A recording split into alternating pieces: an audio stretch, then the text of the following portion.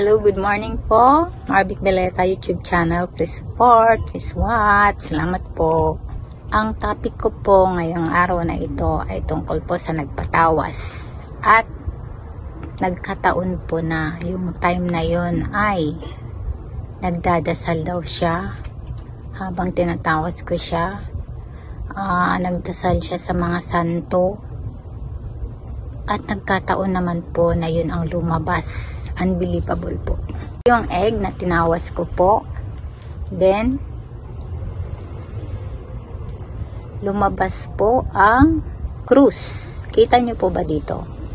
Yan po. Hindi lang po siya malinaw. Kasi may time po na malabo talaga. Kasi water lang po. Hindi po siya perfect. Pero at least, mababasa nyo po dyan.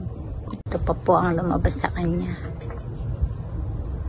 Habang nagpray-pray po daw siya at nagtatawas ako ay pagkatapos ko pong magtawas ay tumawag siya at in-explain ko sa kanya na ito ang nakita ko po. Santo po, santo. Santo. Yan po. Kita niyo po ba? At ang nakakabilib pa po ay hirap po. Sorry po. Ang nakakabilib pa po ay may krus po dito sa babaw, puti siya na krus.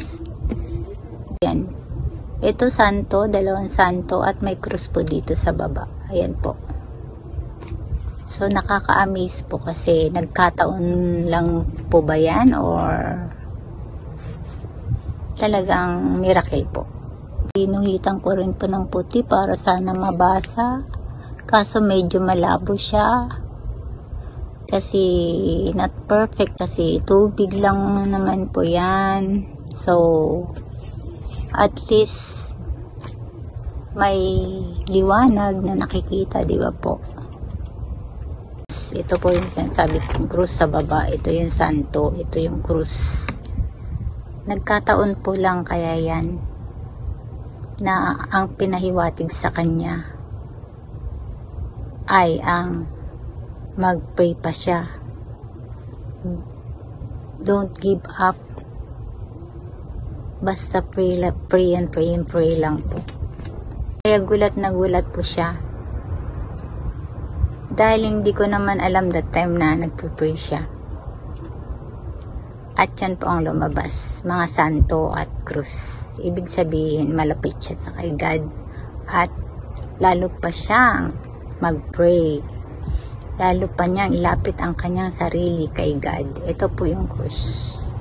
Hanggang dito na lang po. Salamat po.